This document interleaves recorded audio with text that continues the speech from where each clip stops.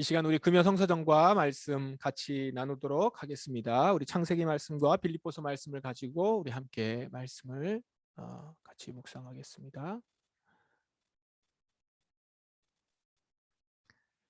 이번 주 주제는 어제부터 우리 말씀의 주제는 하나님과 아브라함의 언약이라는 주제로 우리가 말씀을 지금 보고 있습니다. 사순절 기간이에요. 사순절 기간이긴 한데 이제 예수 그리스도의 그 고난과 십자가를 묵상하는 데 있어서 필요한 말씀들과 요소들 그런 것들을 이제 성서정과는 우리에게 제시를 해주고 있습니다. 교회의 어떤 본문의 말씀들이 그런 것들을 제시해주고 있는데 그래서 이 아브라함의 언약에 대한 내용이 이번 주 중에 계속 나오고 있어요. 물론 여긴 예수 그리스도의 말씀이 함께 들어가 있습니다. 그래서 아브라함을 중심으로 해서 지금 아브라함과 맺은 언약 그리고 그 아브라함과 하나님이 맺은 언약에 아브라함이 어떻게 반응하는지에 대한 내용이 거의 매일매일 들어가 있으니까 말씀을 보시면서 묵상하시고 그 언약이 예수 그리스도 안에서 어떻게 성취되었는지 그리고 그 언약에 대해서 예수님은 뭐라고 얘기하시는지 그런 얘기들을 중점적으로 좀 보시면 좋을 것 같아요. 오늘은 창세기의 그 아브라함의 언약과 관련된 내용이 중심이 돼서 오늘 말씀이 성서정과 본문이 쓰여져 있죠. 여러분들도 많이 보셨을 거예요. 우선 오늘 본문의 말씀을 보기 전에 오늘 본문의 말씀은 창세기 14장인데 14장의 이야기가 나오기 전에 앞부분을 잠깐 설명을 좀 드릴게요. 여러분 배경을 좀 아시는 게 좋아서 하나님은 아브라함을 갈대아 우르에서부터 부르셨죠. 그게 창세기 12장입니다. 그리고 복을 주시고 그를 복의 근원이 되도록 하겠다 약속하셨어요. 그 후에 아브라함에게 여러 일이 있었습니다. 그 이렇게 복을 받고 복에 대한 약속의 이야기를 듣고 난 다음에 사실 아브라함은 여러 가지 일들을 겪게 돼요. 13장에 보면 애굽에도 내려갔다가 거기서 또 여러 가지 일이 있었고 다시 헤브론으로 이사를 가고 그래서 이사를 많이 다녀요. 지금이야 우리 이사가 보편화돼 있지만 예전에는 어떤 땅을 지역을 이렇게 지나가고 이사를 한다는 건 굉장히 큰 일이었어요. 그때 그런 큰 일들을 몇 번씩 하는 거예요. 아브라함이. 그런데 그거보다도 더 큰 일이 벌어집니다. 그게 뭐냐면 사해에서 전쟁이 일어납니다. 지금의 사해 근처, 지금의 그 사해 근처예요. 그러니까 그 근처에는 여러 나라들이 있었습니다. 작고 큰 나라들, 군소 나라들이 쭉 있었어요. 그 중에 엘람이라는 나라가 패권을 쥐고 있었는데 다른 나라들은 이 나라에 여러 군소 나라들은 엘람이라는 나라에 조공을 바치면서 동맹을 맺고 있었습니다.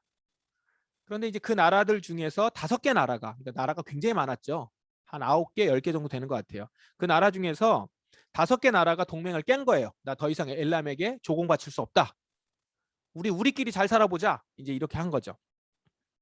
이것을 주도한 것이 그 나라가 어디냐면 소돔이에요.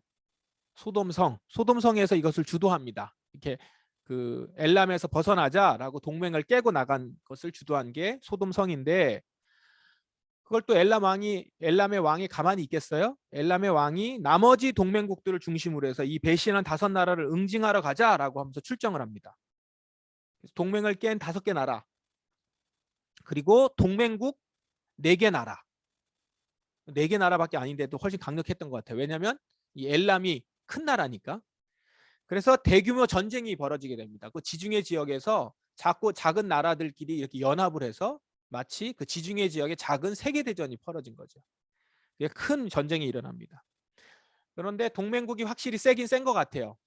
확실히 그 패권을 쥐고 있는 엘람이 있어서 그런지 몰라도 그래서 엘람을 중심으로 한 그 4개 나라가 소돔을 위시한 동맹을 깼었던 5개 나라를 깨뜨립니다. 패하죠. 패하고 거기 있는 전리품들을 다 회수해가지고 이제 돌아오는 그런 가운데 있었어요. 그런데 여기에 이 소돔 패전했던 그 소돔에 누가 있었냐면 아브라함의 조카 롯과 가족들이 거기 있었던 거예요.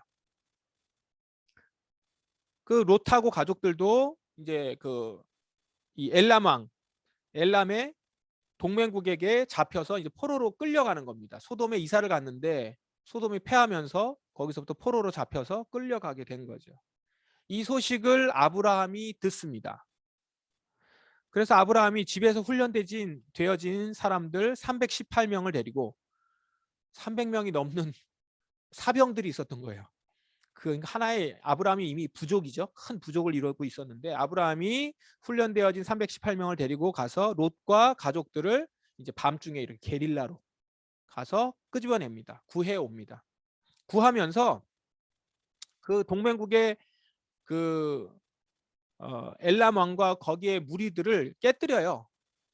거기에 이렇게 물리칩니다. 그러면서 이제 전쟁에서 승리를 한 거죠.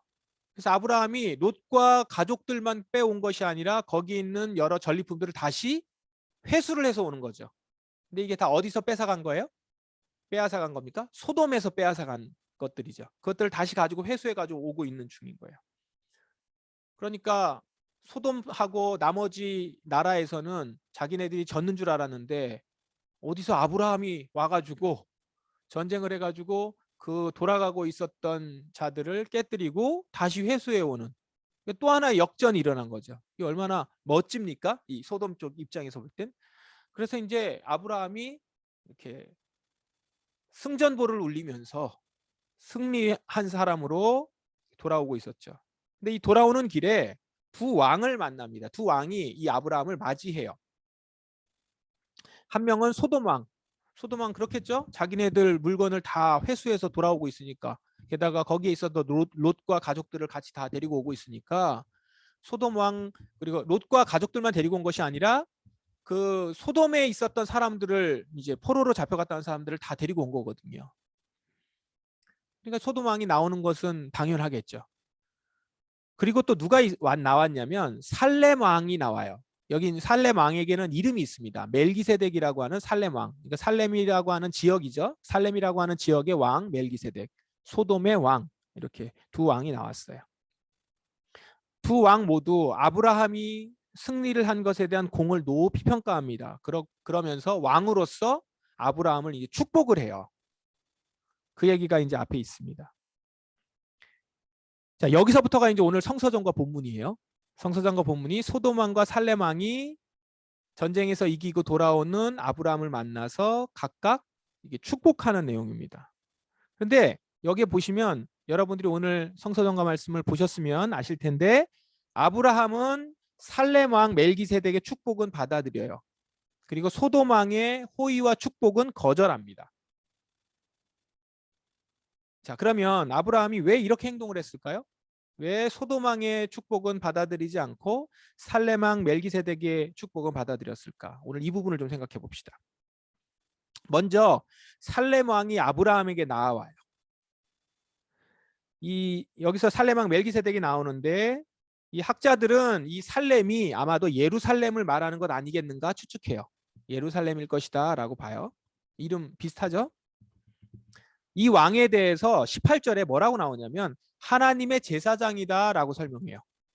그러니까 이 멜기세덱이 아마 왕이면서도 제사장 역할을 같이 하는 그 당시에는 종교와 정치가 이렇게 좀 일치되어 있었던 그런 상황이었던 것 같아요. 아주 고대 시대니까 그런 전형적인 왕이자 제사장이었어요. 게다가 이 이름을 보면 멜기세덱이잖아요. 이게 멜르키제데크거든요. 히브리어로. 그게 두 개가 합해진 말인데 멜르키가 뭐냐면 왕이라는 뜻이 나의 왕. 제데크는 의로움이라는 거예요. 그러니까 뭐죠? 합하면 나의 왕은 의로우시다.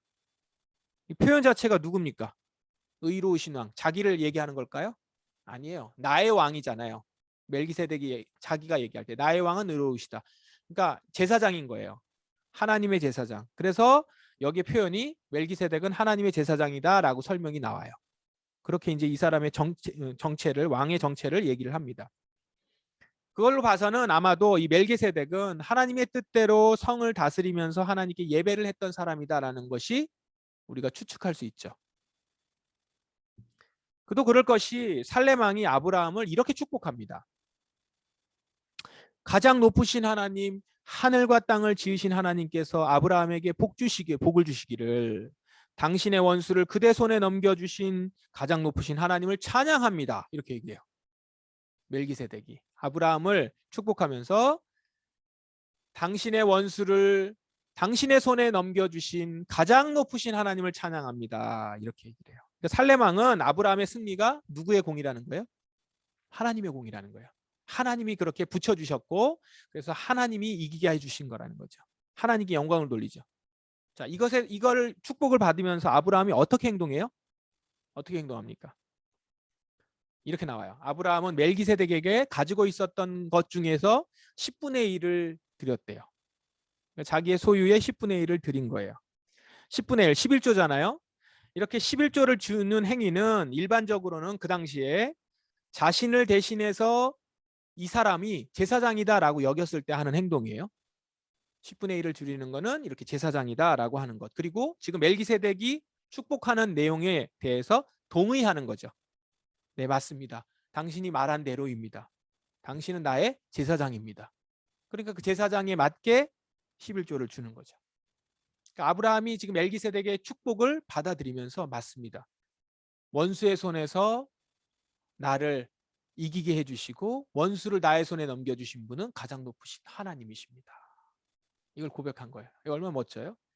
살레망 멜기세덱의 축복을 아브라함이 받습니다. 이제 소돔왕이에요. 소돔왕 차례예요.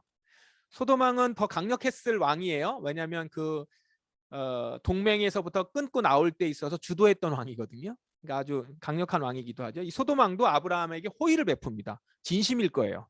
어떻게 하냐면 저에게는 붙잡혀갔던 사람들만 돌려주시고 재물은 다 가지십시오. 아마도 살레망에게 11조를 주는 걸 보고 그랬던 것 같아요. 11조를 주는 걸 보고 저에게는 붙잡혀갔던 사람들만 돌려주시고 그러니까 우리 소돔 성에 있었던 사람들만 돌아오게 해주시고 재물은 당신이 가져온 전리품 다 가지십시오. 이제 이렇게 한 거죠. 붙잡혀갔던 사람들만 돌려보내고 그러니까 얼마나 이 왕 꽤 괜찮죠. 자기 시민들은 보호하고 재물은 이렇게 돌려주고 멋져요. 예. 그러니까 전리품을 다 가져가도 된다라는 거죠.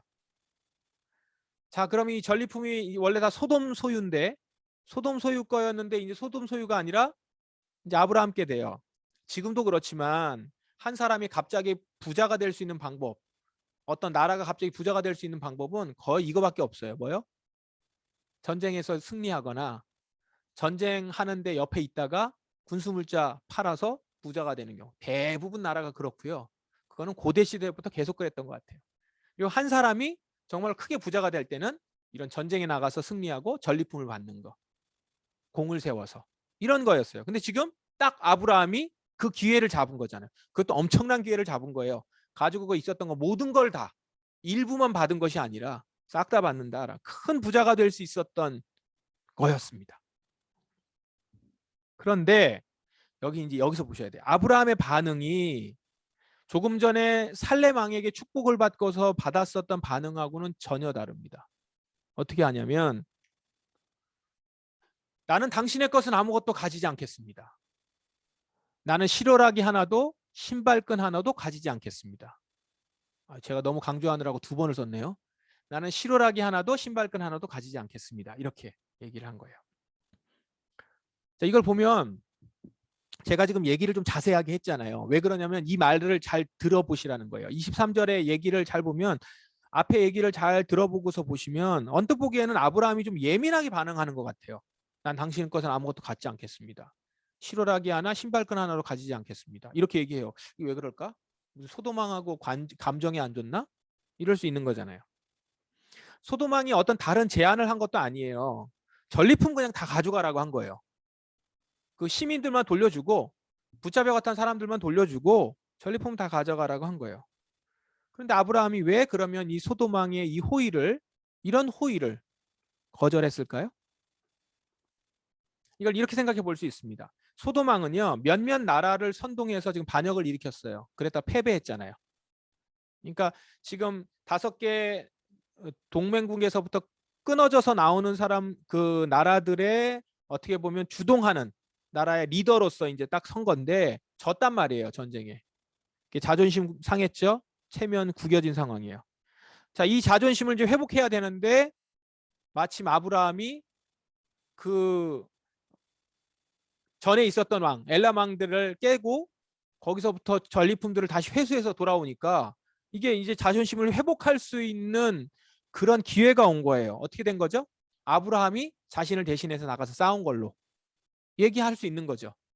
그러기 위해서는 뭘 해야 되냐면 자기가 공을 내려야 돼요. 공을 인정해주고 거기에 대한 상을 줘야 되는 겁니다. 그러니까 소돔 왕은 지금 전략적이면서도 아주 크게 호의를 베푼 거죠. 자기의 재산을 완전히 다 주면서도 그걸 다시 회복을 하려고 하는 그런 아마 속셈이 있었던 것 같아요. 그래서 아브라함에게 자신이 뭔가를 베풀어주고 자신은 아브라함 위에 있으면서 아브라함에게 내가 무언가를 줄 수 있고 지시할 수 있는 자리에 위치해 있다라는 거죠. 재산을 주고 자신을 그 아브라함을 수하에 그 소돔의 수하에 두려고 하는 의도가 깔려 있는 겁니다. 자, 아브라함이 이걸 몰랐을까요? 알 수 있죠. 그래서 지금 여기서 이렇게 딱 선을 긋는 거예요. 나는 당신의 것을 아무것도 가지지 않겠습니다. 실오라기 하나, 신발끈 하나 안 가져가겠습니다. 그러면서 이렇게 얘기해요. 그 전에 이렇게 얘기한 거예요. 22절에 나는 하늘과 땅을 지으신 가장 높으신 하나님 여호와께 나의 손을 들어 약속합니다. 나는 당신의 것은 아무것도 가지지 않겠습니다. 이렇게 얘기한 거거든요. 아브라함이 지금 하나님의 언약을 기억하는 사람이에요. 하나님이 너에게 내가 복을 주겠다라고 했었거든요. 너를 복주는 자는 내가 복을 내리고 너를 저주하는 자에겐 내가 저주하리니 땅의 모든 백성이 너로 말미암아 복을 얻을 것이다. 이렇게 했어요. 복의 근원이에요. 복이 시작되는 거예요. 그거를 하나님께 약속을 받은 아브라함입니다. 근데 지금 소돔 왕이 자기에게 복을 주겠다는 거죠. 자기에게 지금 부자가 되게 해주겠다라는 거예요. 그래서 지금 그 순간 아브라함은 간파를 하고 하나님 여호와께 나의 손을 들어서 약속합니다. 약속을 기억하는 거예요. 그리고 당신 것은 소돔 왕에게는 아무것도 가지지 않겠다라고 얘기하는 겁니다. 근데 지금 여기서 하늘과 땅을 지으신 가장 높으신 하나님께 여호와께 나의 손을 들어 약속합니다라고 했던 말은 멜기세덱이 아브라함에게 축복하면서 했던 얘기거든요. 이 모든 것은 하나님이 이 사람에게 주신 것입니다. 이렇게 얘기했던 거잖아요. 그걸 인용하는 거예요. 그러니까 이거죠. 복은 가장 높으신 하나님이 주시는 겁니다. 당신은 이 재물로 마치 나를 복 줄 수 있는 사람으로 생각할지 모르지만 복은 하나님이 주시는 겁니다. 이 재물로 인해서 내가 성공했다, 내가 복받았다는 소리를 이 재물 때문에 내가 성공했다. 이 재물 때문에 내가 복받았다는 소리. 소돔 왕이 나에게 이렇게 호의를 베풀어서 내가 이렇게 성공했다는 소리를 들을 수 없습니다. 왜요? 나에게 복을 주시고 나를 진정으로 성공하게 하시는 분은 하늘과 땅을 지으신 가장 높으신 하나님 여호와시니까. 그래서 그것을 인정했던 살렘에게는 그렇습니다. 당신의 말이 맞습니다라고 고백하며 11조를 드렸던 것이고 지금 소돔에게는 나는 당신의 것은 하나도 갖지 않겠습니다. 라고 선을 긋는 겁니다. 이 그림을 한번 생각해 보세요. 얼마나 멋지지 않아? 아브라함의 모습이 소돔 왕 앞에서 그리고 살렘 왕 앞에서의 그의 모습이에요. 여러분 소돔 왕의 모습은 오늘 이 세상의 모습을 보여주는 것이죠. 세상은 우리를 자신의 발 아래 두려고 해요. 특권과 힘으로 사람들을 그 자리에서 조종하려고 하죠. 그래서 그 원리에 적응하고 그 원리를 따르면 내가 복을 주겠다라는 거예요. 그래서 내 덕에 너는 잘 되는 것이다. 그리고 그것을 받는 사람들이 인정하고 인식하기를 바라는 거죠. 그래서 우리는 세상을 살아가면서 뭘 하죠? 줄을 잡으려고 해요. 라인을 잡으려고 하고 어느 곳에 가야 성공할 수 있는지를 찾아가는 거예요.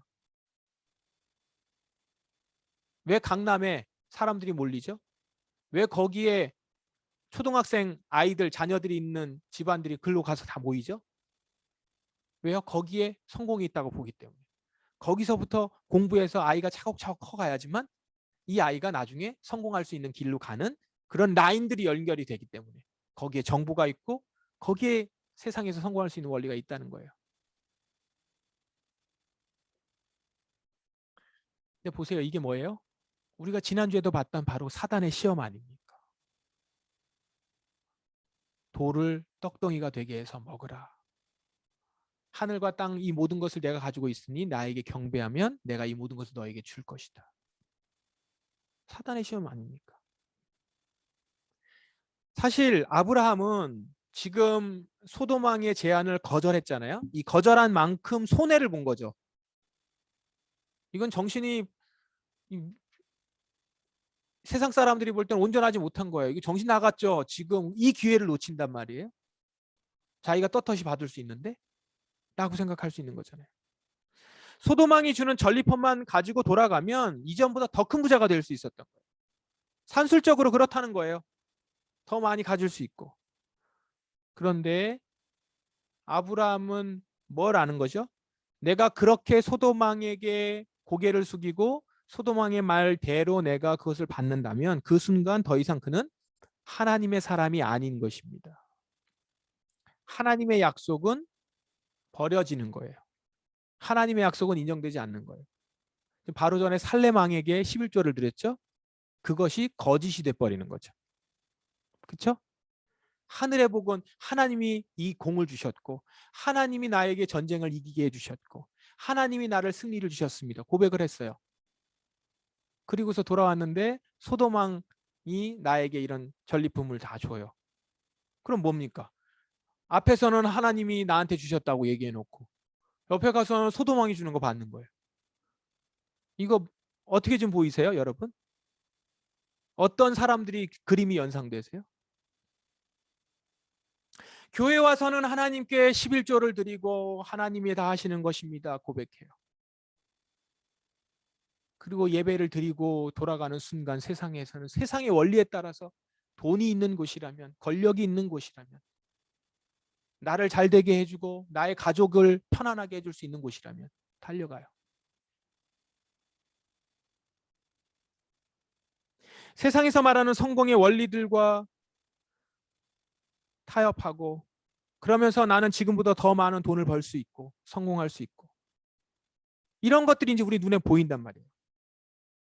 그런데 여러분 그렇게 하는 순간 세상의 복을 쥐는 순간 그렇게 소돔왕에게 경배하는 순간 내 주인은 이 세상이 되는 것입니다. 이것도 붙들고 이것도 붙들고 살레망도 붙들고 소돔왕도 붙드는 것이 아니라 소돔왕을 붙드는 순간 살레망에게 얘기했었던 모든 것은 거짓이 되는 것이죠. 오히려 욕되게 하는 것입니다. 자신도 속이는 것이고. 그래서 사도 바울은 이걸 이렇게 얘기해요. 이런 사람들에 대해서. 많은 사람들이 그리스도의 십자가의 원수처럼 살아가고 있습니다. 그리스도 십자가의 원수. 이들의 모습이 어떤 모습이냐? 하나님을 섬기기보다는 배가 원하는 대로, 배가 원하는 대로, 먹을 것을 원하는 대로 살아가고 수치스러운 일을 하고서도 도리어 자랑으로 여기고 오직 세상의 일에만 관심을 둡니다. 그리스도 십자가의 원수라는 거예요. 오늘 볼 때 좀 뭐 이 정도로 이렇게 심한 말을 이럴 수 있죠. 아까 아브라함도 그냥 볼 때는 뭘 이렇게 이걸 갖고 이렇게까지 선을 긋고 뭘 사도 바울은 이렇게 그거를 원수까지 십자가의 원수라고까지 얘기할까? 라고 할 수 있는 거죠. 이렇게 생각할 수도 있는 거예요. 그러나 여러분 잘 보세요. 십자가가 뭘 의미해요? 십자가는 자기 배만 채우는 일에 하나님의 언약을 헌신짝처럼 버렸던 그들을 다시 돌려놓고자 이 땅에 오신 예수님의 일이었습니다. 살레망에게 절을 하고 소돔왕의 전리품을 가지고 즐거워했었던 사람들이 있었다면 그 사람들을 위하여서 오셨다고요. 그 사람들이 했었던 그 일들을 되돌려 놓고자 주님이 오신 거예요. 그리고 그 일들로 그렇게 넘어가고 시험 들었었던 그들의 길을 걸어가서 사단의 시험을 물리치고 그 안에서 그것을 대신하여 죄의 값을 감당하셨고 그렇게 우리를 그래서 그 자리에서 빼내어 다시금 주님께로 돌아올 수 있는 길을 열어주셨던 것이 십자가의 길 아닙니까? 그런데 지금 다시 그 자리로 돌아간다고요? 배가 원하는 대로 행하고 수치스러운 일을 하고도 도리어 자랑으로 여겨요? 그것은 십자가를 또 헛된 걸로 만드는 일 아닙니까? 더구나 그리스도를 좇는 자들이, 십자가를 믿는다 고백했던 이들이 하나님을 섬기기보다 배가 원하는 대로 살아간다는 것, 수치스러운 일을 하고서도 도리어 자랑으로 여기고 있는 모습들, 세상 일에만 관심을 두고 주의 일을 생각하지 않는 것. 세상은 그런 교인들의 모습을 보면서 십자가를 오해할 것입니다. 왜곡된 그리스도의 십자가가 전해져서 결국 그들은 십자가의 공로를 받지 못하도록 만들어 버린다는 것이죠. 사단에게 절하면서 예수에게 절한다고 속이는 것이니 이것이 십자가의 원수죠. 그리스도의 십자가를 욕되게 하는 것일 뿐만 아니라 그리스도의 십자가를 대적하고 그것을 왜곡하며 속이며 어느새 내가 그리스도의 십자가를 속이며 전달하는 사단이 되고 있는 거예요. 그리스도의 십자가의 원수죠. 지난주에 우리 사단의 시험에 대해 얘기할 때 제가 이 부분은 다루지 않았는데, 사단이 예수님에게 시험하면서 계속 뭐라고 얘기하는 줄 아세요? 당신은 하나님의 아들이다. 당신이 하나님의 아들이니까 이 돌을 떡덩이가 되게 하라는 거예요. 예수님이 하나님의 아들인 것을 한 번도 부정한 적이 없어요. 사단은요. 하나님의 아들이니까 이걸 이렇게 하라는 거예요. 하나님의 아들이니까 너 마음대로 하라는 거예요. 하나님의 아들이니까 이 땅을 받을 자격이 있다라는 거예요. 그러면서 사단에게 받으라는 거죠. 우리가 지금 그냥 살레망에게 내가 절을 하고 십자가 그 앞에 11조를 드리는 것으로 나는 하나님의 하신 일을 인정해, 이걸로 끝나는 것이 아니라, 그리고 소돔왕에게서 절을 하고 그에게서 전리품을 받는다면 그것은 살레망에게 절하고 살레망에게 얘기했었던 고백을 왜곡시키는 것이며 하나님이 하셨다라고 하는 일들을 욕되게 하는 것이며, 그래서 진정으로 하나님이 주시는 복이라고 하는, 그리고 하나님이 주시는 그 모든 은혜의 통로들을 오염시켜 버리는 것입니다. 그리스도 십자가의 원수인 거죠. 오늘도 이 세상에는 소돔왕들이 있습니다. 여러분 앞에 놓여 있어요. 여러분들이 어떤 일을 했을 때 살렘왕이 그리고 소돔왕이 여러분 앞에 옵니다. 소돔왕은 우리에게 자신의 재물을 다 가지라고 말해요. 그 길을 제시해요. 딱 한 가지만 하면 돼요. 그냥 자신에게 속한 자인 것만 인정하라는 거예요. 이 물건을 소돔왕이 줬다라는 것만 인정하라는 거예요. 이게 사단의 시험입니다. 그것은 그리스도의 십자가의 원수로 살아가는 일이에요.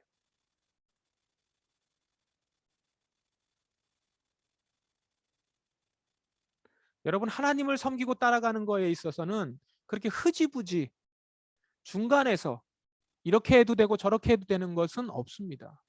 살레망에게 잘했으니까 괜찮고 소돔왕에게도 그럴 수 있다? 아니요. 십자가의 원수, 선을 그으시고 하나님의 약속을 붙들고, 하나님의 약속을 붙든다면 사단의 시험은 끊어버리는 거죠. 여러분, 하나님의 언약을 기억하십시오. 아브라함에게 하셨던 그 약속은 오늘 우리에게도 하신 약속이에요. 그리고 아브라함이 했던 고백은 하나님의 약속을 지키는 우리도 해야 되는 고백이라는 거예요. 나는 당신 소돔왕 당신의 것은 아무것도 가지지 않겠습니다. 나는 시로라기 하나도 신발끈 하나도 가지지 않겠습니다. 내가 아브라함을 부자 되게 만들었다라는 말을 당신이 하지 못하도록 하겠습니다.